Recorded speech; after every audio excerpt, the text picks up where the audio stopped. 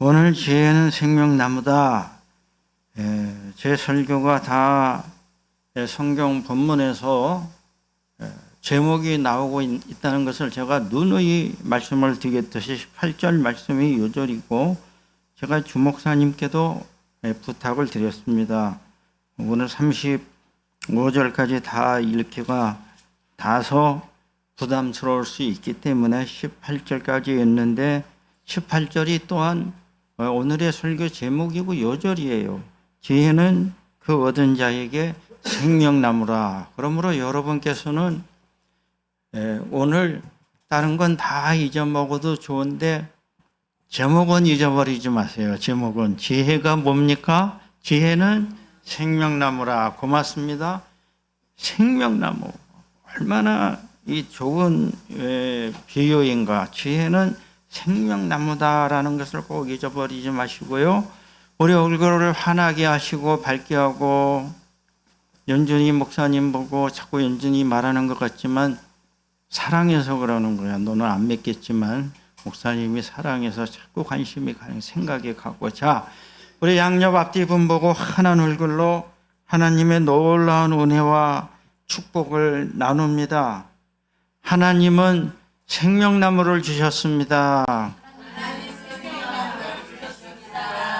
이제 설교 시간이 나오는데, 에덴 동산에 생명나무가 있었고, 이 생명나무가 지혜의 형태로 주어졌으면 어디에 있는 거예요? 내 마음속에 있는 겁니다. 내면화되는 겁니다. 이거 신학적으로 복잡하지만 복잡한 설명은 안 하겠습니다. 하나님은 우리에게 생명나무와 같은 지혜를 주신다. 우리 따뜻한 손으로 앞뒤 양옆분하고 반갑게 악수하면서 우리 서로 격려합니다. 생명나무를 함께 심읍시다. 저 혼자 살고 혼자 똑똑한 척하고, 또 열심히 해주셔서 고맙습니다. 혼자 똑똑한 척하고 혼자 잘난 척하면은 노년에 치매 옵니다. 조심하세요. 치매 와요. 자꾸 생명나무를 함께 심는다는 건 뭐예요? 서로 의견을 나누고 대화하고 서로 교정받고, 그렇게 해서 하나님이 주신 지혜를 서로 풍성하게 우리가 만들어 갖고 가는 것입니다. 주먹을 불끈 쥐고 서로 힘 줍시다. 저 힘을 내는 거예요. 생명나무 아래 살아갑시다. 제가 이제 에덴 동산에 생명나무가 있었습니다. 생명나무 옆에 뭐가 있었어요? 예, 감사합니다, 강 집사님. 선악을 알게 하는 나무, 선악과 나무가 있었어요. 두 그루가 있었습니다. 이거 해석을 잘해야 돼요. 여기서 2단, 3단, 4단이 창세기 에덴 동산을 이상하게 해석하면서 온갖 이단이 다 나왔어요. 지금도 나오고 있어요. 여러분, 과도한 해석은 말고 아무튼 두 나무가 있었는데, 생명나무가 있었고 선악을 알게 하는 나무가 있었는데, 지혜는 생명나무라. 그 잃어버렸던 생명나무가 지혜를 통해서 마치 생명나무와 같이 내 안에서 역사를 하시는, 생명으로 역사하시고, 또 내가 생명나무 아래 삽시다 하는 것은 이제 설교 중에 나와요. 미가서 4장 4절 꼭 나중에 말씀드리겠지만 외워야 돼요. 각자 자기의 무화과나무와 포도나무 아래 살 것이다. 그들을 두렵게 할 자가 없을 것이다. 하나님의 구속이 임하면 각자 자기의 무화과나무와 포도나무 아래 산다는 이 말씀은 뭡니까? 이 생명나무를 좀 구체화시킨 거예요. 이렇게 아름답고 풍성한 어떠한 삶을 살게 된다는 것을 이 미가 선지자가 환상을 보고 전한 말씀인데, 이 에덴 동산 중앙에 있었던 생명나무, 이것은 영생을 주는 나무예요.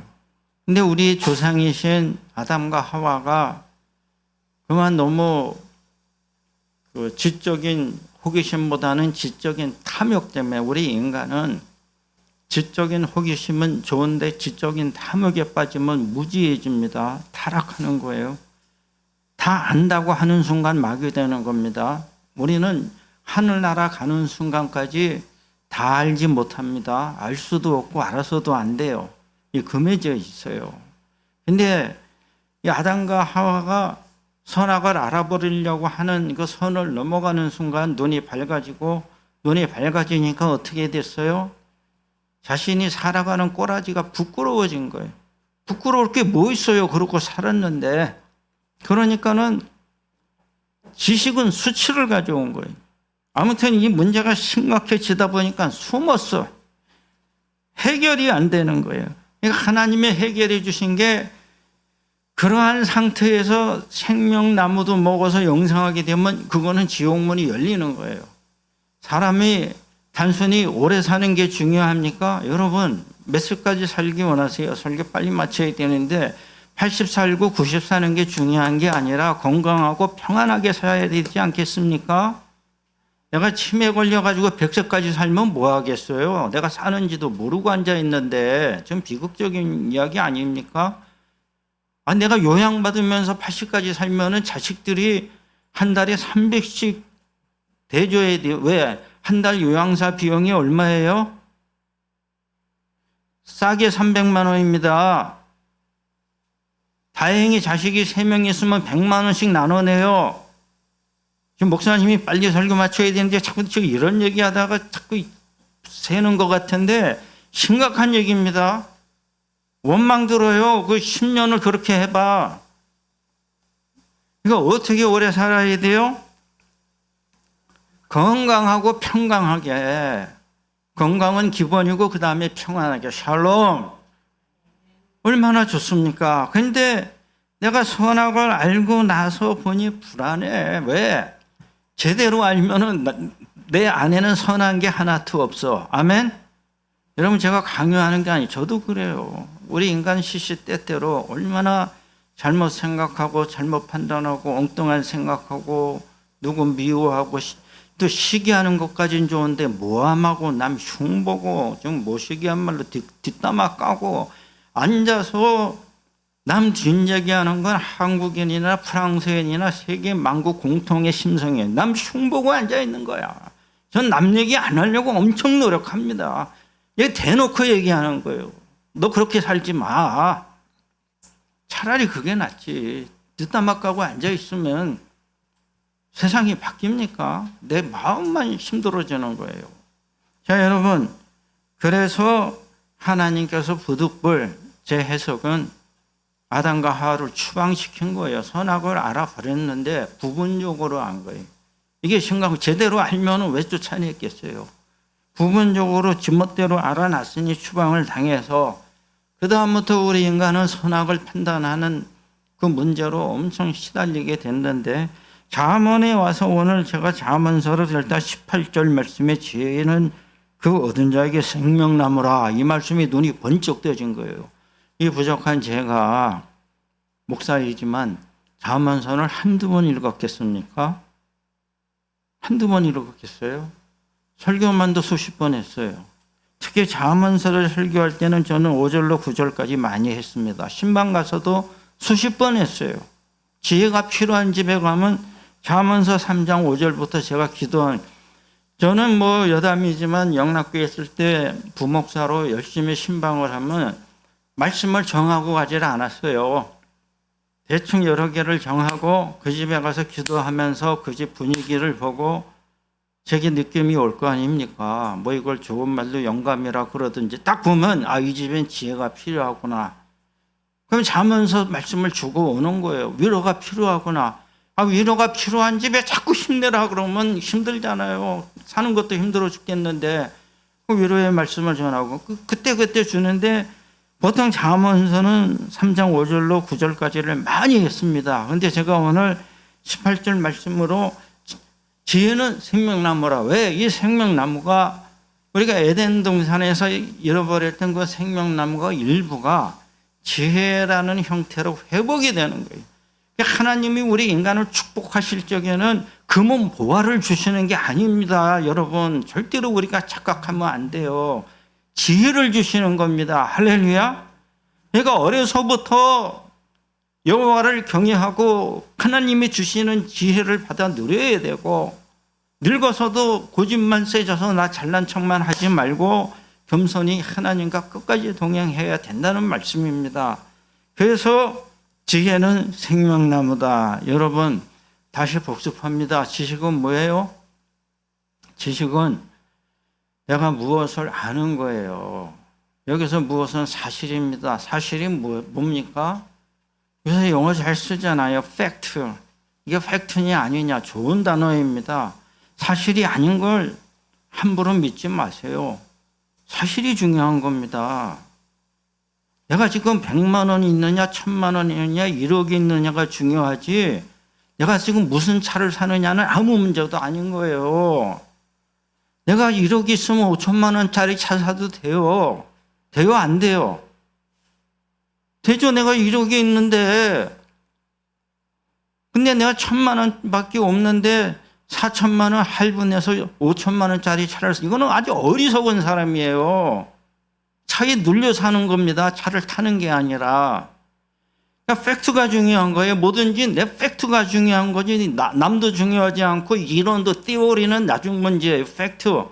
지식은 뭡니까? 사실을 하는 거예요. 다음에 이해는 뭐예요? 언더스탠딩 하는 건 뭐, 이해는 사실과 사실 사이의 관계를 아는 거라고 제가 설교 시간에 말씀드렸어요. 사실을 알면 뭐합니까? 사실과 사실 사이를 연결시키고 배치하고 비교하고 위아래도 나보고 이런 것을 할 줄 아는 게 이해라는 거예요. 이해. 그러니까 이해력이, 그러니까 사실을 아무리 많이 알아도 안 되는 사람은 뭐예요? 이해력이 부족한 사람이야.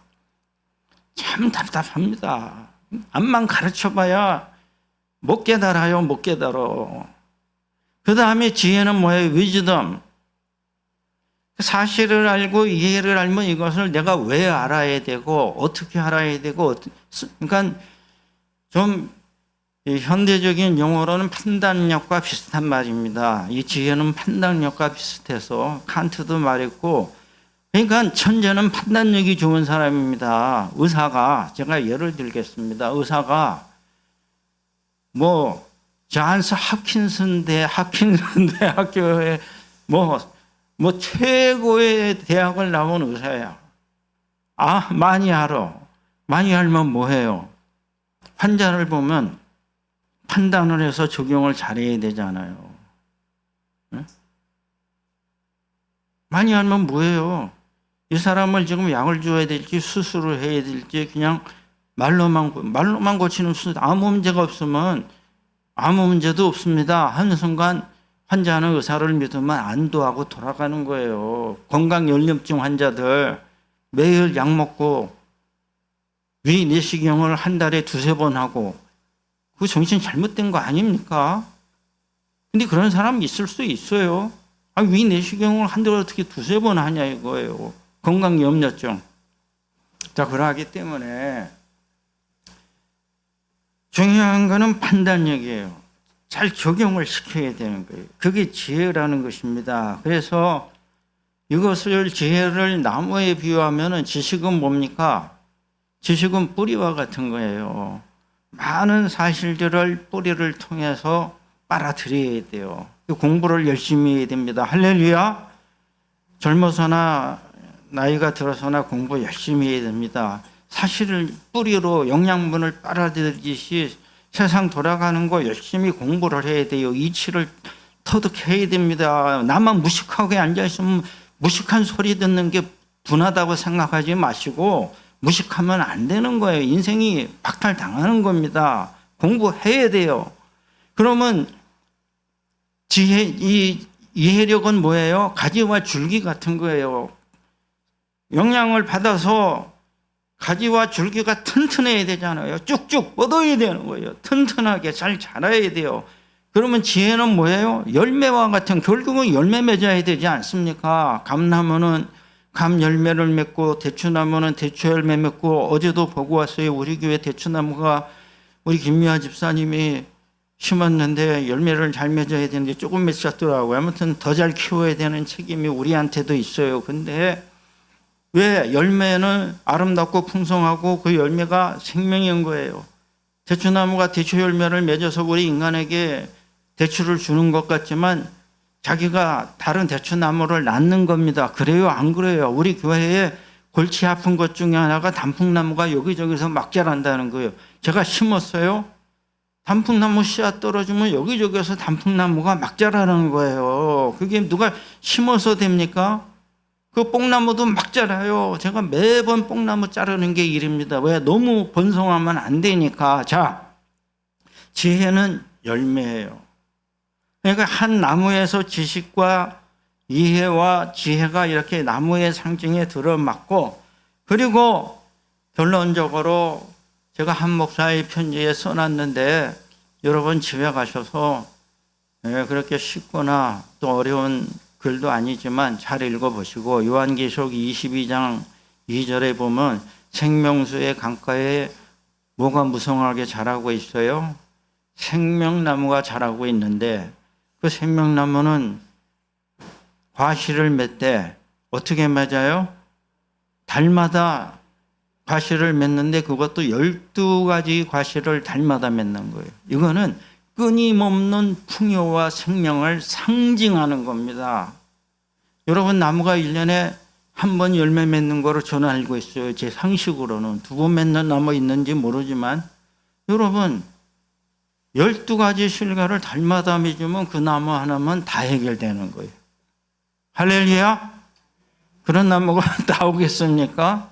하나님은 하실 수 있다고 저는 믿어요. 우리 인간은 못해도. 너무나 좋아요. 제가 좋아하는 12가지 과일이 배, 사과, 감, 자두, 호두 이런 것들이 다 한 나무에서 맺힌다고 상상해 보세요. 얼마나 좋겠어요. 이것이 에덴 동산의 생명나무가 회복되는 것이다. 아무튼 이거는 하나의 흐름으로 제가 본 것이고, 그러면 우리는 지혜는 생명나무다 이랬으면 우리가 이 생명나무를 얻는 삶을 살아야 되지 않겠어요? 어떻게 살아야 되겠느냐? 오늘 제가 그것을 묵상하는 가운데에 잠언 3장 5절로 9절까지의 말씀으로 그 방법을 3가지로 여러분에게 말씀드립니다. 여러분 절대로 잊어버리지 마시고 꼭 기억하시고, 지혜는 생명나무라 얻는 자에게 복이 있느니라. 복된 여러분이 다 되시기를 부탁드립니다. 첫째는 마음을 다하여 여호와를 신뢰하고 내 명철을 의지하지 말라. 5절 말씀이에요. 이 생명나무를 얻으려면은 마음을 다해서 여호와를 신뢰하고 우리의 명철을 의지하지 말아야 됩니다. 머리 쓰지 마세요. 좀 심한 말 할까요? 잔머리 굴리지 마세요. 여러분 머리 좋은 척 하지 마세요. 뼈가 많으면 인생 반드시 망합니다. 우직하고 정직하게 사세요. 할렐루야. 좀 미련한 듯 한 길을 가야 됩니다. 여기저기 이익 얻는데 돌아다니지 마세요. 아무 일도 되는 거 없어요. 죄는 우리 스스로를 밝다고 생각해서는 어리석은 자가 되는 거예요. 제가 워렌 버핏이라는 사람, 여러분도 아시죠? 오늘 기도하신 김현진 집사님, 워렌 버핏 아세요? 모르면 전혀 관심 없는 분이고, 한예준 집사님, 당연히 알 거라고 봐요. 젊은이면은. 세계에서 손가락 5 안에 두는 부자이고, 근데 이 사람이 부자가 된 것이 65세 이후래. 근데 이 양반은 공장이나 경영체를 한 게 아니라 단지 주식 투자를 해가지고 그렇게 부자가 됐다는 거예요. 물론 주식 투자 회사도 차렸지만, 주식하는 사람들에게는 어떠한 존재? 거의 추앙받는 존재예요. 근데 이 워런 버핏 혼자 한 게 아니에요. 항상 좋은 조력자가 있어요. 찰스 멍거라는 분이 또 있더라고요. 깜짝 놀랐어요. 근데 찰스 멍거라는 분이 둘이 파트너로 둘이 거의 협력해서 엄청난 거를 이런 찰스 몽고가 그 대학 졸업식에 가서도 엄청 좋은 얘기를 많이 해주고, 원래 이런 분들은 미국 유수한 대학에서 그 졸업식에 초청을 해가지고 졸업 식사를 부탁합니다. 그래서 찰스 몽고가 가서 좋은 얘기를 많이 했는데 이 양반이 대단히 중요한 얘기를 했어요. 누가 호구인가? 만약에 당신이 포카를 치는데, 여러분 포카 쳐보셨어요? 김현희 지사님 다시 물어볼게요. 안 쳤을리라고 난 믿어요. 큰일 납니다. 고돌이는. 우리 김현희 지사님 착한 분이야. 아니, 저는 소위 고돌이라고 하는 고수톱도 열심히 쳐보고, 왜 그랬나 몰라요. 근데 재미없었어요. 저는 그게 안 맞아요. 제가 직장 다닐 때에 뭐 집들이 가고 그 당시 문화가 뭐 장례식 가고 죄다 고수톱 치라고 하니까 할 수 없이 쳤어요. 그냥 나는 그거 어울리려고 친 건데, 포카는 잠깐 치다가 그만뒀어요. 깜짝 놀란 거예요. 이게 판이 어마어마하게 커지는데 이거 잘못 치면 진짜 패가 망신하겠더라고. 한 번 가고 안 갔어요. 소위 하우스라는데. 제가 별 얘기 다 하는데, 포카 게임을 하는데 30분을 쳐도 누가 호구인 줄 모르는 거야. 호구가 여러분 호구 알죠? 좀 미안한 말로 호구 헤스티가 있어야 돼요. 호구가. 호구를 공략해야 되거든. 게임을 하면 또 구멍이 있는 거예요. 뭐 배구를 하고 뭐 구멍이 있어. 그쪽 집중력 해야 돼. 근데 누가 호구인 줄 모르면 누가 호구냐? 네가 호구라는 거예요. 네가. 나는 내가 딸 거라고 굳게 믿고 잘났다고 믿고 내가 포카를 제일 잘 친다고 치는데 당하는 거야. 러시아 마피아도 당해. 그 영화, 뉴욕 영화, 멋있는 영화 있어요. 그 포카를 배경으로 한 잘된 영화들도 많이 나왔습니다. 실제로 하버드의 수학을 잘하는 천재들은 카지노에 가서 라스베가스에 가서 엄청난 승률을 올렸다는 말도 있는데, 여러분 절대 하면 안 됩니다. 반드시 다 잃게 돼 있어요. 주식 투자도 마찬가지예요. 사고 팔면 다 잃게 돼 있어요. 근데 여러분 30분 동안 네가 포카를 쳤는데 누가 호구인 줄 모르면 바로 네가 호구다. 사람은 이 세상을 살아갈 때 내가 잘난 줄로 믿고 싶고 내가 똑똑한 줄로 알고 내가 가는 길이 바른 줄 알고 그러고 다 살게 돼 있어요. 저부터도 똑똑한 얼굴을 하고 뭐 아는 듯한 표정을 짓고. 근데 뭐예요? 바로 네가 호구라는 거예요. 네가 호구예요. 그걸 빨리 깨달아야지. 아닌 줄로 알고 살아가면 결국은 인생 허비하는 거예요. 네 명철을 의지하지 말고 하나님을 신뢰하라. 할렐루야. 우리가 살아가다 보면 문제는 뭡니까? 자꾸 내가 나를 믿고 싶은 거예요. 믿음의 길? 여러분 생각해 보세요. 내가 왜 하나님을 경배해야 돼? 왜 꼬박꼬박 11조를 드리고 주님을 경배해야 돼? 내가 더 이익되는 일이 많고 내가 이렇게 하면 더 잘 될 것 같은데? 천만의 말씀. 그럼 남들은 몰라서 못하고 안 돼서 안 됩니까? 한번 솔직하게 얘기해 보자고요. 해보니 안 되더라요. 어른들 말씀 들어보면 인생 다 살아보면 별거 없고 그게 너나 나나 크게 다를 거 없는데 똑똑한 척하지 말라는 거예요. 똑똑한 척하지 말자. 우리는 자기를 의심하고 하나님을 신뢰해야 됩니다. 할렐루야. 이것이 내 안에 생명나무가 심겨지는 거예요. 지나친 자기 확신은 건강에도 해롭고 우리 인생 길에도 위태하게 하는 거예요. 마음을 다하여 여호와를 신뢰하고 내 명철을 의지하지 말라. 두 번째로 범사에 하나님을 인정하라. 그러면 길을 지도하시리라. 이 지도한다는 말이 너무 고마워요. 너는 범사의 그를 인정하라. 그리하면 내 길을 지도하시리라. 하나님이 우리 인생길을 지도해 주셔야 됩니다. 제 길도 지도해 주시고 여러분의 길도 지도해 주시기를 기원합니다. 하나님이 지도해 주지 않으면 부득불 제멋대로 갈 수밖에 없어요. 제멋대로 가보세요. 그게 가시밭길이야. 그게 진흙탕길에 빠져가지고 장화를 신어도 그냥 장화가 빠져버리네. 아이고, 얼마나 힘듭니까? 우리 그 펠리사이드 그렇게 좋은 차도 제가 보니까는 진흙탕에 빠져갖고 사방에 진흙이 튀어서 제가 물청소했어요. 차도 그런데. 예? 여러분 인생의 범사는 뭐예요? 모든 길이라는 거예요. 쉬운 길 있어요? 없어요? 여러분 눈에는 쉬운 길 보이죠? 맞습니다. 없어요. 지름길 있어요? 없어요? 지름길 없어요.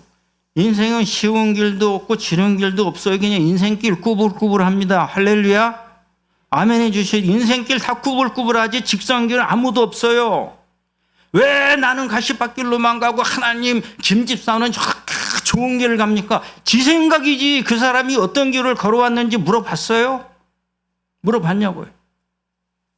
들어보면 다 눈물길 가시밭길 주님과 함께 걸어온 거예요.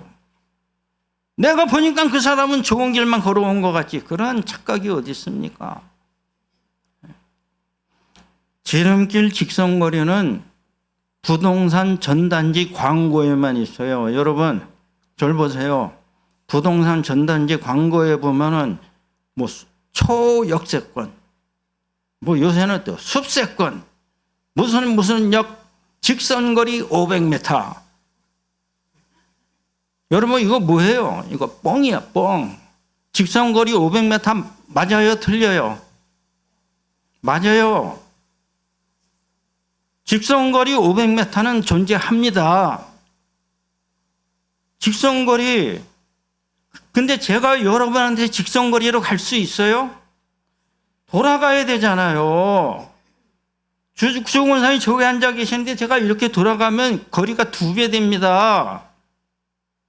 직선거리 500m는 제가 그래서 이 부족한 중에 설교 기냥하는 거 아닙니다. 찾아봤어요. 우리 인간이 성인이 보통 도보로 걸을 때에 1분에 분속에 80에서 83m를 걷는 거예요. 1분에 80에서 83m를 걷는 거예요. 그럼 여러분 500m라는 거리는 우리 성인 평균적으로 성인이 500m를 걸어가면 7, 8분 거리라는 겁니다. 우리가 크게 부담 안 느끼고 저항감 없이 걸을 수 있는 거리가 500m예요. 7, 8분. 맞아요? 틀려요? 여러분 1km 걸어 다녀요? 안 걸어 다녀요? 걸어 다닙니다.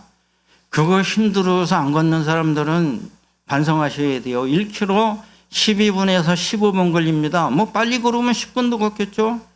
1km까지는 저는 걷는다고 보는 거예요. 근데 문제의 직선거리 500m는 실제로는 신호등이 몇 개가 있고 6차선 큰 도로를 건너야 되고 그러면 20분 걸리네. 직선거리 500m지만 실제 거리는 1km가 넘어가는 거예요. 그럼 이거는 뭐예요? 거짓말은 아니지만 기만이라는 거예요. 거의 사기에 가까워. 거짓말은 아니지만 기만입니다. 저는 그래서 왜 이 사람들이 직선거리 500m 뭐 이러고 원심음을 그리고 쇼를 하나 그랬더니 그게 다 속이는 이야기예요. 미혹하는 얘기. 여러분, 우리 인생에 지름길 없어요. 직선길 없습니다. 다 꾸불꾸불한 길이에요. 속으면 안 됩니다. 문제는 무엇입니까? 내 길을 여호와께 맡기고 주님과 함께 동행하시기를 부탁드립니다. 한 걸음 한 걸음 주와 함께 걸어가야 돼요. 한 걸음 한 걸음. 그래서 찬송가 430장 한 걸음 한 걸음 주 예수와 함께 날마다 우리 걸어가리. 주와 함께 길 가는 것 즐거운 일 아닌가. 우리 주님 발자취를 걷겐. 한번 같이 하겠습니다. 한 걸음 한 걸음 주 예수와 함께 날마다 우리 걸어가리. 감사합니다. 처음 시도해 봤는데 잘 따라해 주셔서 감사하고요. 한 걸음 한 걸음 주님 따라가지. 우리 주님이 언제 지름길 직선길로 내가 너를 옮겨주겠다. 한 걸음 한 걸음 이 부족한 정도. 내일 일은 난 몰라요. 기도는 할 수 있어요. 평탄한 길 주시옵소서. 안 주셔도 할 수 없고, 그러나 주님과 같이 가는 겁니다. 범사에 하나님을 인정하라. 그리하면 그 길에 지도함을 받으리라. 할렐루야. 세 번째로 스스로 지혜롭게 여기지 말지어다. 여호와를 경외하며 악에서 떠날지어다. 9절 말씀입니다. 항상 지혜가 문제가 아니라 자기 지혜가 문제인 거예요. 1번의 말씀하고 똑같습니다. 내가 똑똑한 척하는 게 문제예요. 이 방에서 제일 교만한 사람은 누굽니까? 이 방에서 제일 교만한 사람 누구예요? 자기가 제일 겸손하다고 믿고 있는 그 사람이에요. 목사도 겸손한 척하는 순간 제일 교만한 거예요, 목사가. 디모데 전서 후서 제가 묵상하다가 다시금 은혜 받는 건 사도 바울이 말년에 사랑하는 제자한테 한다는 이야기가, 예수님이 죄인들을 위해서 죽으셨다. 그런데 그 죄인들 중에 기수가 나다. 이게 말이 되는 거예요? 사도 바울이 말년에 깨달은 게 자기가 죄인 중에 기수라는 거예요. 근데 내가 이러면 내가 겸손하지. 그런 사람이 꼭 문제 일으키고 자기도 힘들게 사는 거예요. 자기 지혜, 자기 겸손, 자기 의. 의는 좋은 것이지만 자기 의는 잘못된 겁니다. 내가 의로우면 뭐가 도움이 돼요? 내가 의로운데 집안은 너무 힘들어. 물이 너무 맑으면, 김유아 집사님, 물이 너무 맑으면 어떻게 돼요? 아무나 물고기가, 이건 낚시를 해본 사람은 알아요. 맑은 물에 물고기가 많을 것 같지? 안 그래요. 좀 저 나무 쪼가리도 있고 돌도 좀 있고 약간 뽀해야 물고기가 안심하고 돌아다니지. 너무 맑고 물고기도 불안할 거 아니에요. 사람이 의로워도 좀 두 눈을 좀 감고 있어야 돼. 내가 너무 의로워가지고 주변이 피곤해. 평안이 없어요. 자, 여러분, 자기 의가 문제인 거예요. 자기 지혜가 문제입니다. 결국은 지혜는 뭡니까? 우리가 하나님의 생명을 누려서 선하고 아름다움을 살게 하려고 지혜를 주시는 겁니다. 내가 의로운 거를 내세우려고 지혜가 필요한 게 아니에요. 내가 의로우면 뭐예요? 결국 나 혼자인데, 이혼했는데 다 떠나갔는데, 저는 참 별의별 웃기는 인간들 다 만나고 상담하지만, 아니 지가 이혼하고 지 부인을 그렇게 욕을 해. 꼭 그래야겠어요? 한 번이라도 그래도 내가 잘못한 게 있어. 난 그 말을 듣고 싶은 거예요. 아니 내가 어느 특정 인간을 말하는 게 아니에요. 제가 남자니까 남자들한테 주로 들을 거 아니에요. 여자들은 어떠는지 모르겠어요. 한두 명이 아닌 거예요. 저 여러 뜻입니다. 남자들, 제 친한 친구들부터 아니 여자가 잘못했으니까 이혼했겠지. 그럼 자기는 뭐 했어? 응? 자기 의에 사로잡혀가지고 지가 뭘 잘못했는지를 말하는 순간까지도 못 깨닫고 있는 거야. 응? 얼마나 답답합니까? 내가 의로우면 뭐해? 관계는 다 끝났는데 보상 받습니까? 어디 가서 상 받아요? 너 의인이라고? 자기 의를 버리고 여호와를 경외하고 어떻게 보면은 자기 의에서 떠나는 것이 악을 떠나는 거예요. 할렐루야. 여러분, 하나님을 경외함으로 악에서 떠나는 거지. 내 의를 악착같이 내세워가지고 주장해가지고 법정에서는 이겨. 법정에서 이기면 뭐합니까? 잘 산 삶이에요. 법정을 가지 말았어야지. 어떻게 될건. 자, 여러분, 성경은 우리에게 말씀하고 있습니다. 우리 인간은 선악을 알게 하려는 지식의 나무를 먹었다가 망한 게 인간이에요. 알면 뭐합니까? 부분적으로 알고 잘못 알았어요. 우리의 조상 아담과 하와는 알고 나니 부끄러운 거예요. 알면 뭐 하겠어요? 다 하나님의 뜻이 계셨던 거예요. 거기다가 생명의 나무까지 먹어버려? 장수하면 뭐합니까? 오래 살면 뭐해요? 병들고 가난하고 자식들은 다 이상한 데로 가 있고 사는지 죽는 게 낫겠죠. 뭐가 좋습니까? 그러나 하나님이 우리에게 지혜를 주시면 지혜는 생명나무라. 거기에 복이 있는 거예요. 아름답고 풍성하고 복된 삶을 살게 되는 줄로 믿습니다. 지혜를 얻어야 되는 것입니다. 여러분 금과 은을 얻으려고 부족한 저도 그렇게 잘못 생각할 때가 있어요. 금과 은을 아무리 많이 얻으면 뭐해요? 솔로몬은 지혜를 하나님께 구해가지고 부귀영화도 같이 얻었지만 말년에 지혜보다 부귀영화가 더 좋았어요. 솔로몬은 어떻게 됐어요? 일생 말년이 좀 뭐한 말로 비참해졌어요.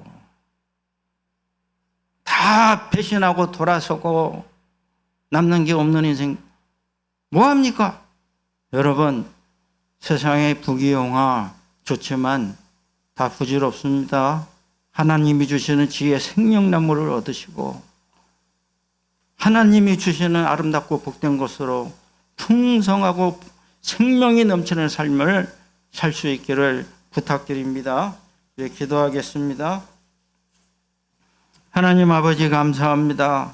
저희를 사랑하시고 돌봐주시고 주님 앞에 나올 수 있도록 불러주심 감사합니다. 지혜는 생명나무라 그 얻은 자에게 복되도다 말씀하였습니다.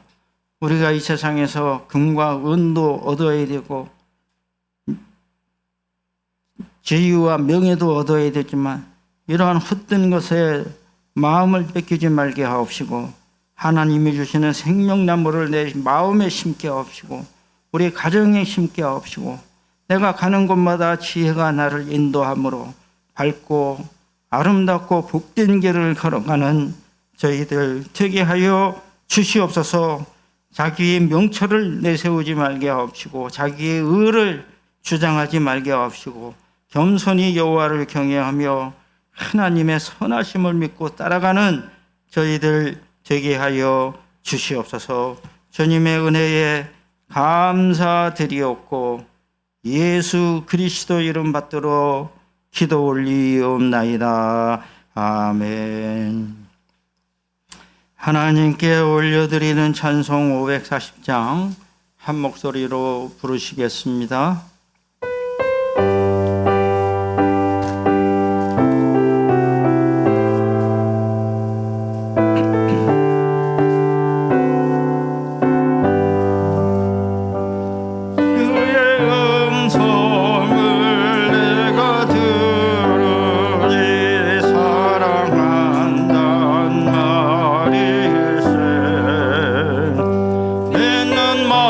마음으로 주께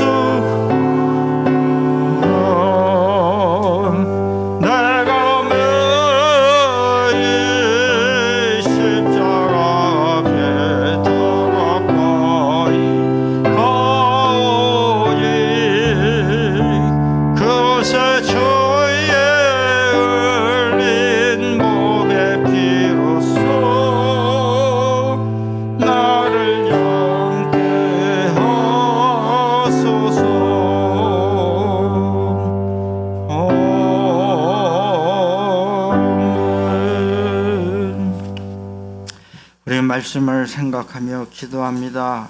지혜는 그 얻는 자에게 생명나무라 복이 있도다 말씀하셨습니다. 금과 은 좋죠. 재물명예 다 좋죠.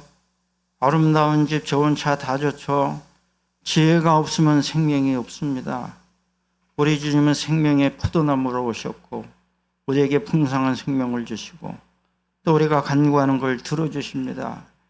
우리가 주님 앞에 나와 우매한 나를 깨우쳐 주시고 교만한 나를 눌러주시고 내가 지혜롭고 내가 어려운 것이 하나님의 나라에 도움이 안 되는 것을 회개하게 하고 참 아름답고 복된 지혜의 생명나무를 주시옵소서. 우리 주님께 간절히 기도하겠습니다. 하나님 아버지 감사합니다. 저희를 사랑하시고 돌봐주시고 저희에게 은혜를 베풀어 주시고 주님 앞에 나와 기도하게 해주심을 감사합니다. 부족하고 못난 저희들을 불쌍히 여겨주시고 그럼에도 우리는 교만합니다. 내가 옳은 줄로 착각합니다. 나를 내세웁니다. 자존심이 셉니다. 다 십자가 앞에 내려놓게 하옵시고 우리 주님이 주시는 그 은혜를 받아 누리게 하옵시고 주를 경배하게 하옵시고 주님을 찬양하게 하옵시고 참으로 주님이 기뻐하시는 일 온전히 드릴 수 있다. 우리 주님 도와주시옵기만을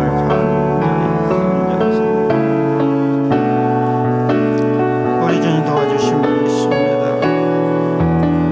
때때로 어리석습니다. 우매합니다. 욕심이 앞섭니다. 불쌍히 여겨 주시옵소서. 우리에게를 기도하시는 여호와 하나님 그 길에 의와 평강이 있습니다. 우리에게를 기도하여 주옵시고 주님이 끌어주시옵기만 간절해서 주 성령께서 이끌어 주시옵소서.